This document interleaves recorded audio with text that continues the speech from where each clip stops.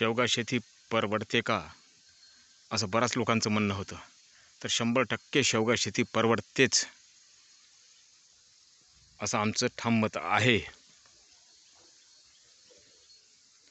फक्त तुमचं नियोजन कसं राहते याला खूप महत्त्व राहते. आता काही ठिकाणी तर आमच्या अशा फांद्या तुटत आहेत,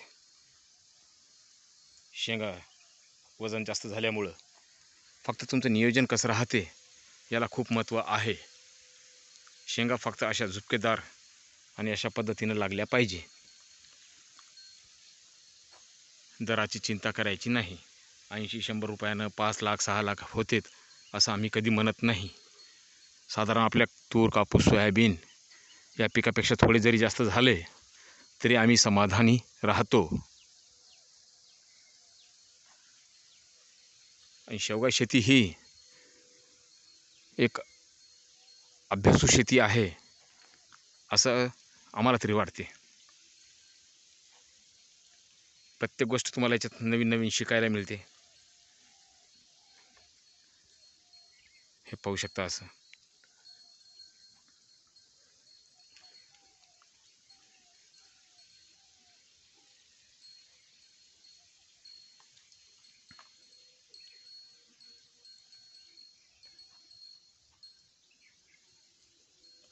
त्यामुळे शेवगा शेती तरी आम्हाला नक्कीच परवडते.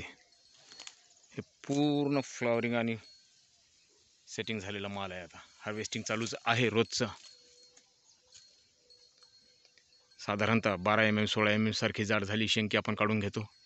जसे याच्यामध्ये आहे काही शेंगा.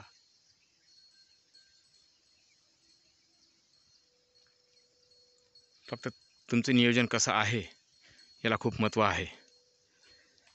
तुमचं बेसल डोस, रासायनिक खताचा डोस नोव्हेंबर महिन्यात भरणे आवश्यक आहे. त्यानंतर डिसेंबरला फ्लॉवरिंग निघते. जानेवारीपासून तुमचा तोडा चालू होतो साधारणतः, किंवा डिसेंबरलाही चालू होतो. दर त्यावेळेसही चांगले राहतात. अशा पद्धतीचा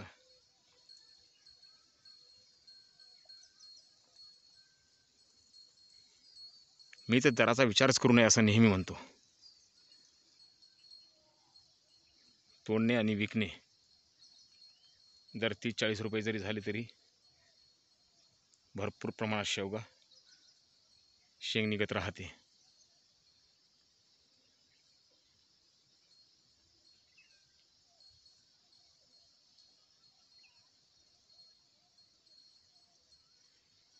पाण्याचं महत्त्व तेवढंच आहे.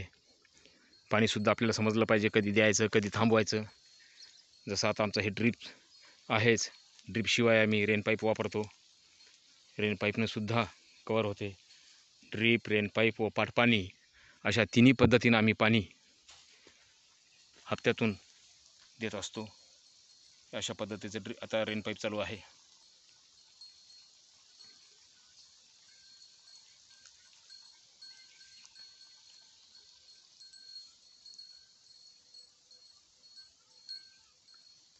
त्यामुळे हे सुद्धा समजलं पाहिजे आपल्याला पाणी देण्याचं पण. आणि शेंग पोसण्याच्या अवस्थेत, भरण्याच्या अवस्थेत तर भरपूर पाणी लागतेच.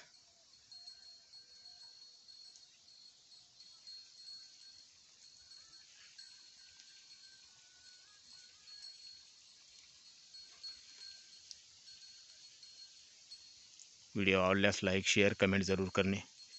खूप खूप धन्यवाद.